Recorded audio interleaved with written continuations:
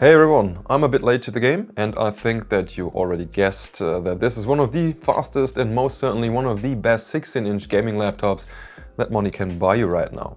This beast is the 2025 version of the ASUS ROG Strix SCAR 16, which in this config comes with an Intel Core Ultra 9 275HX, a top-tier CPU with 24 cores that gets you up to 39,100 points in Cinebench R23's multi-core test, 2,236 in Cinebench R24 and 20,219 in Geekbench 6, while the single-core speeds are the best you can get in a Windows laptop right now. Since it's combined with a full-powered RTX 5090 mobile that can pull up to 175 watts, so that's the maximum, in today's tested version, it scores 23,076 in Time Spy, 6,120 in Steel Nomad and 6,401 in the 3D Mark Speedway benchmark, and therefore it ranks amongst the fastest gaming laptops on the planet.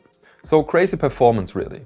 Also in Blender it scored an amazing 8,359 points, which is on par with an RTX 4080 Super desktop GPU. And even on battery, CPU performance is still pretty good. The built-in 2TB M.2 SSD is also very fast with up to around 7 GB per second, and upgrading the new SCAR 16 is just so incredibly easy since you can open it within seconds without any tools and even upgrade or change the installed M.2s for the 2 available M.2 slots in the blink of an eye. And of course the RAM as well.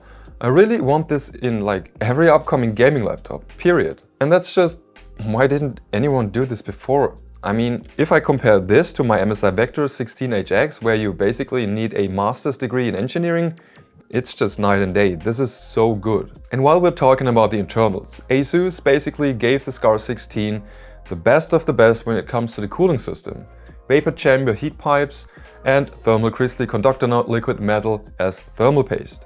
And that means the temperatures are actually pretty good, while the fan noise is also bearable, around 54 decibels in turbo mode on the full gaming load, and only 48 decibel in performance mode and only 40 in silent mode. While games like Indiana Jones and The Great Circle are still perfectly playable in silent mode with ultra graphics over 60 FPS. And the laptop does not get uncomfortably warm around the keyboard under heavy gaming load. Nice. Okay, now before I get too excited, yes, there are some flaws and we will talk about them in a bit, I promise. And to be clear, this video isn't sponsored by ASUS in any way whatsoever. Now, as expected, battery runtimes aren't amazing with such a powerful CPU due to a higher idle power consumption despite its big 90 Wh battery. For my YouTube test, I saw around 5.5 hours at 50% brightness with headphones at 20% volume. But gaming is actually possible on battery with somewhat decent FPS if you lower the settings in demanding AAA titles. Like we can see here in Indiana Jones with medium settings and DLSS on performance with a 60 FPS cap. That will get you around 90 minutes of runtime. The 240Hz 1600p mini LED screen is just fantastic. The brightness is so high it might actually blind you in the dark, up to 1400 nits in HDR mode. You could, in fact, play outside on a sunny day. It offers great color accuracy, it is pre-calibrated, it has G-Sync, 3 milliseconds response time. I mean, mini LED isn't perfect and has its downsides, but what is perfect? And yeah, it is a worthy screen for this laptop, definitely. The overall build quality, the look and feel is, as expected, pretty good. I guess beside the insane performance, for a lot of potential customers out there, this is one of the reasons to actually get the new SCAR 16. We're all like, nah, I don't need RGB, I'm not a child, but once we have it, well, we flex with it a bit.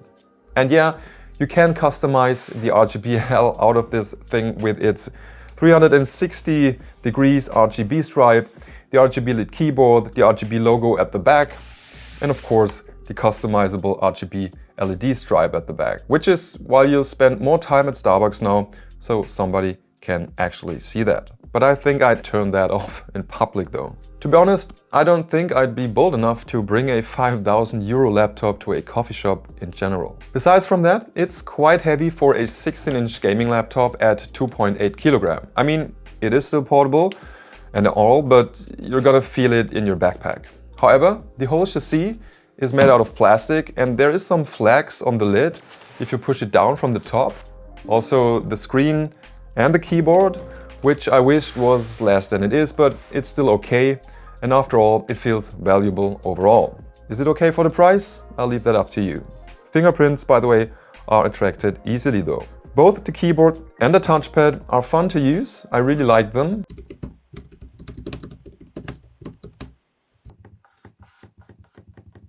But I'm a heavy user of numpads, which this one doesn't have. And this integrated numpad touchpad thing here, it's just not for me. I prefer using the regular numbers instead, unless I'd really have to type in a lot of numbers in a sheet at once. So we are getting two modern Thunderbolt 5 ports, a total of 5 USB ports, a 2.5 gigabit LAN port and Wi-Fi 7. So there are almost no wishes left unfulfilled connection-wise, while I personally prefer the power plug at the back, which is not possible as this is where all the fan outtake grids are. Okay, as promised, I'll also talk about the issues, as no laptop is perfect and neither is this one.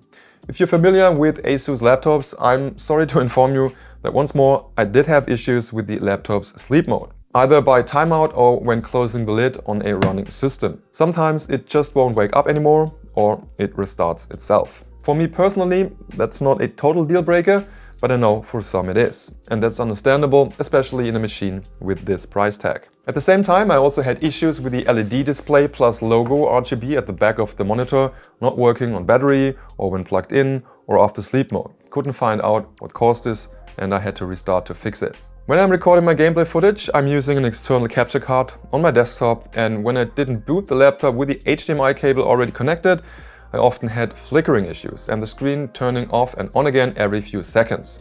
A restart fixed that though. Seems like an issue with the laptop not correctly assigning the right GPU for the task. Also, this here is a review unit that probably a few people had on their table before me, and I've noticed a slightly noticeable clicking or creaking sound when moving the display a bit, which in my opinion should not happen on such a premium product within this short time span. Also, for some reason, 3D Mark Firestrike was getting a lower score than my 5070 Ti laptop, and PC Mark 10 wouldn't finish as it crashed and reported an issue with assigning the Nvidia GPU. But before we come to an end, here are some games on the ASUS ROG Strix SCAR 16 with the RTX 5090. For Cyberpunk 2077, I was first testing the native resolution of 1600p with ultra settings and DLSS transformer on quality without frame gen. And that ran really well with around 93 FPS on average with 1% lows of around 63. Now, the SCAR was running in turbo mode for this, but the GPU didn't utilize more than 150 watt all the time. But then again, Cyberpunk is pretty demanding for the CPU, so the laptop won't shift over too much power to the GPU for dynamic boost here. Now let's see what happens if I turn ray tracing on. No path tracing though. Still very playable with more than 60 FPS almost all the time when I kept the rest of the settings the same. An average of 68 FPS in total and 1% lows of 46. And keep in mind, this is running at 1600p. For Indiana Jones and the Great Circle, I was also using ultra settings at 1600p with the DLSS on quality, but I didn't turn on the full ray tracing experience here. Around 110 to 120 FPS on average, depending on the area, and super stable frame times resulted in 1% lows of 83. Now, this is running really great, and turning on ray tracing or playing the game on an external 4K monitor surely would be an option if you'd prefer that. And I was also testing CS2 just to see how much FPS this beast can achieve here. And well, at 1600p and low settings with FSR turned off, I saw an average of 324 FPS with 1% lows of 133, and if you're a long-time follower of the channel, you're probably already sick of me telling you that bad 1% lows are not uncommon in this game, well, you won't notice that. But 324 FPS is nothing to complain, and as we can see, neither the CPU nor the GPU are close to being fully utilized. The game's just not optimized for many cores, and I'm sure higher settings will get you enough FPS as well if you prefer that instead. So it's clear that there is no game right now that the Core Ultra 9, the RTX 5090 and the, in this case, 64GB of RAM can't handle properly. I'm sure the VRAM And the laptop itself should easily be fast enough to play the newest games for at least, I don't know, 5 years from now. Well, it's a pretty great laptop. It's basically as fast as it gets these days. Well built, looking great, newest features, fantastic screen. But if you don't need 24 GB of VRAM or don't absolutely need the newest piece of hardware and the fastest, you'd probably be fine with the old SCAR sporting the 4090 or a lower priced 5080 version of this one, as the performance difference won't be that big. And I actually compared the SCAR, that's this one, with my MSI Vector 16HX AI, which sports the price to performance king in the upper class, the RTX 5070 Ti, to see the difference in gaming, so you can check that one out afterwards. Also highly recommended if you're interested in even more details on this beast. You have to check out Jared Tech's review, as he really dug into details for this one. And that's all for today. If you enjoyed the content, make sure to like and/or subscribe to the channel. That helps a lot. Thank you. Also, thanks for watching. See you next time. Bye bye and tschüss.